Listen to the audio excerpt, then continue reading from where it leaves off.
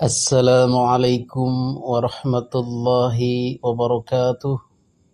Alhamdulillah hamdan wa syukran ala ni'amillah. Salatu wa salaman ala rasulillah Muhammadin ibn Abdillah wa man tabi'ahu wa mawala, amma ba'du. Hadirin para netizen yang dimuliakan Allah subhanahu wa ta'ala. Pada kesempatan video kali ini kita akan melihat bagaimana dua sosok yang sedang populer saat ini, sedang fenomenal, sedang menggebrak. Siapa kedua beliau ini? Kedua beliau ini tak lain dan tak bukan adalah pertama Kiai Haji Imaduddin Utsman Al-Bantani yang lebih dulu tampil menggemparkan, terutama menggemparkan kalangan Habaib Alwi dan menggemparkan kalangan NU struktural maupun kultural. Kenapa?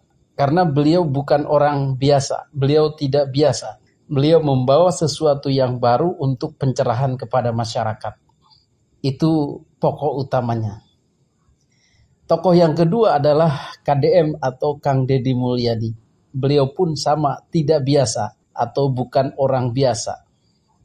Beliau KDM tampil juga memberikan gebrakan-gebrakan baru, pemahaman-pemahaman baru.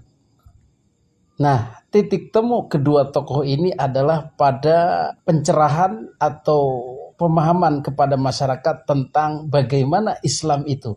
Nah, ini dia. Jadi selama ini kita diberi gambar atau diberi gambaran atau diberi tampilan atau diberi visualisasi bahwa Islam itu adalah modelan Arab, modelan Yaman, modelan Habaib Ba'alwi. Itu yang dominan dikampanyekan, dipropagandakan, didakwah-dakwahkan bahwa inilah Islam yang benar itu. Tampilannya seperti ini loh. Sambil menunjuk pada jubah Habib, udeng-udengnya Habib, tasbihnya Habib, tongkatnya Habib, janggutnya Habib, bicara-bicaranya Habib, dan pandangan-pandangan tentang keagamaan ala Habib. Inilah Islam itu.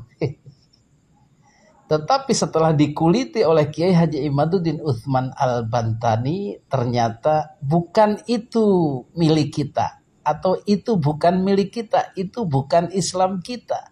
Itu adalah Islam Yaman, itu adalah Islam luar. Sama sekali tidak punya akar terhadap bangsa ini. Kenapa? Ya karena dari luar, imporan dari luar tidak pernah berasimilasi dengan budaya Indonesia atau berakulturasi dengan kebudayaan asli Indonesia atau tidak pernah berintegrasi, bersenyawa dengan budaya Indonesia. Itu yang dimaksud tamu itu dalam tanda kutip. Maka Kiai Haji Imaduddin Utsman Al-Bantani datang memberikan pencerahan bahwa Islam yang ada di Indonesia itu bukan model itu. Kalian jangan kekeh, jangan yakin bahwa Islam yang ada di Indonesia ini belum benar. Tampilannya belum benar, belum cocok dengan Islam. Itulah disebut propaganda.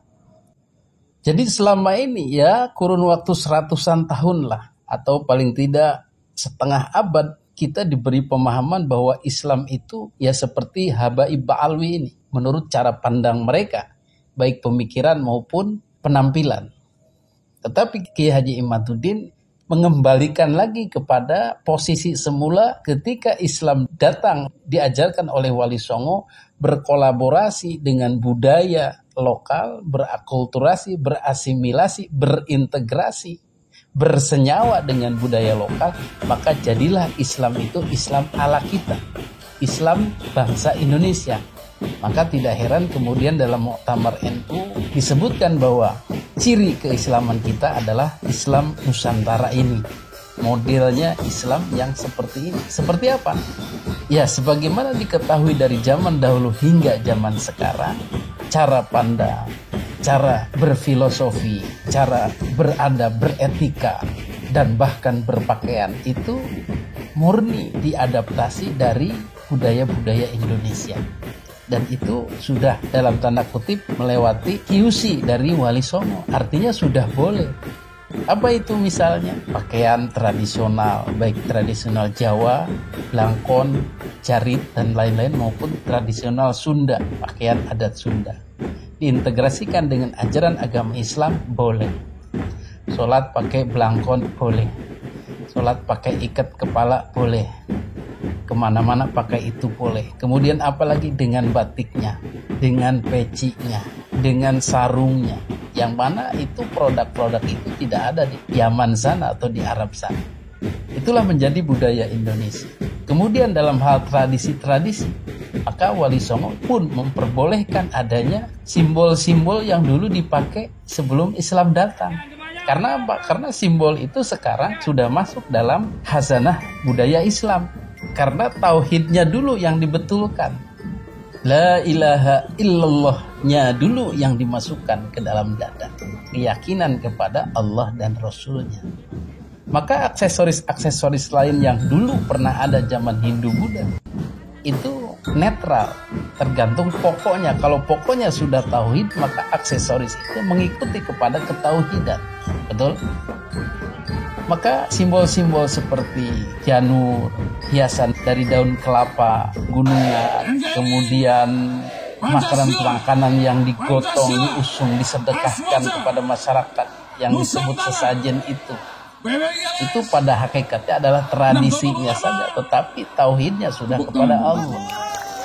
Jadi kalau sedekah itu di Arab itu di dalam rumah dibuat piring yang besar, maka di Indonesia dibuat gunungan, buah-buahan ditempel-tempelkan, dibuat seperti menyerupai candi, kemudian digotong oleh orang banyak, ada musiknya, ada gamelannya. Tetapi itulah budaya Islam baru, budaya Islam Nusantara.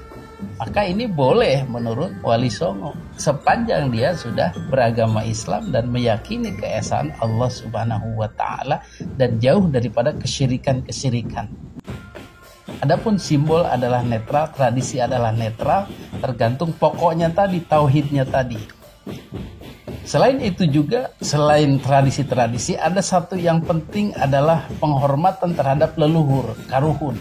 Yang karuhun-karuhun itu masih disebutkan, masih dieluk-elukan, masih kalau dalam tradisi NU masih dihadoroti, disebutkan anu bin anu, terus anu bin anu, ilahadroti, terus disebutkan semua karuhun atau leluhur itu. Itulah disebut Islam tradisional, Islam Nusantara. Ya seperti ini tampilannya, milik kita, Islam milik kita. Lahir di Indonesia, unik versi Indonesia, tidak bisa ditemukan di negara lain. Tidak mungkin di negara lain ada Islam berbelangkon.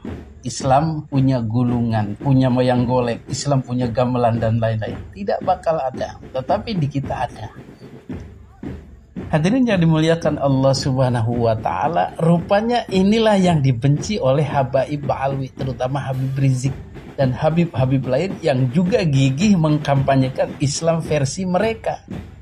Maka mereka menghambat habis-habisan munculnya Islam tradisional ini. Syirik itu tidak sesuai Islam itu. Ini Hindu-Buddha. Ini harus dicegah, kemaksiatan ini harus dicegah. Sambil dia mempromosikan Islam Yamannya itu. Ini masyarakat tidak jeli melihatnya. Padahal inti daripada Islam mereka tidak jalankan. Tetapi kita justru menjalankan intisari Islamnya itu. Sedekahnya, berbuat baiknya, adabnya, tata keramanya, menyantuni orangnya, rahmatan lil alaminnya, kasih sayang pada sesamanya. Itu yang kita jalankan. Sementara mereka Habaib Ba'alwi berfokus pada penampilan saja. Wah ini tidak sesuai dengan Islam. Wah ini musyrik ini zaman leluhur ini. Wah ini harus dicegah, harus kita perangi. Nah disinilah letak kekurang ajaran tamu itu. Milik tuan rumah yang asli mau diacak-acak, sementara dia mengkampanyekan milik orang lain atau negara luar, bangsa luar. Ini kan kurang ajar namanya, betul? Maka disinilah titik temunya antara Kiai Haji Imaduddin Utsman Al-Bantari dengan Kang Deddy Mulyadi atau KDM. Dua-duanya adalah penyokong daripada budaya tradisi leluhur Indonesia. Terutama KDM di Jawa Barat. bagaimana budaya-budaya Jawa Barat yang telah melewati QC tadi dalam tanda kutip dari Wali Songo dikembangkan lagi. Karena memang sudah dibolehkan oleh Wali Songo. Udeng-udeng ala Yaman itu bisa diganti dengan ikat kepala ala Kang Dedi. Tari-tarian Japin Yaman itu yang maju mundur angkat kaki itu bisa diganti dengan tari-tarian Jaipongan, tari-tarian Degung, musik-musik gamelan, wayang golek dan lain-lain, selama itu dalam koridor tauhid Islam, ketauhidan Islam. Prinsip-prinsip karuhun dulu, orang tua dulu, atau oleh Kang Deddy Mulyadi disebut Sunda Wiwitan, dipakai lagi dalam prinsip adab tata cara di masyarakat, itu tidak menyalahi Islam, bahkan sejalan dengan Islam. Itu juga diprotes oleh Habaib Alwi Yaman. Wah, ini tidak bisa ini. Nah, kesamaan antara KDM dengan Kiai Haji Imaduddin dalam hal pelestarian budaya, dalam hal integrasi budaya Indonesia, budaya tradisional ke dalam Islam, inilah yang membuat mereka menjadi musuh bersama daripada Habaib Alwi yang dimotori oleh Habib Rizik. Jadi dua orang ini adalah target dalam bahasa mereka dakwah, tetapi dalam bahasa kita target pengrusakan budaya, penghambatan budaya. Maka dalam tanda kutip perang ini harus kita menangkan sebagai orang Indonesia.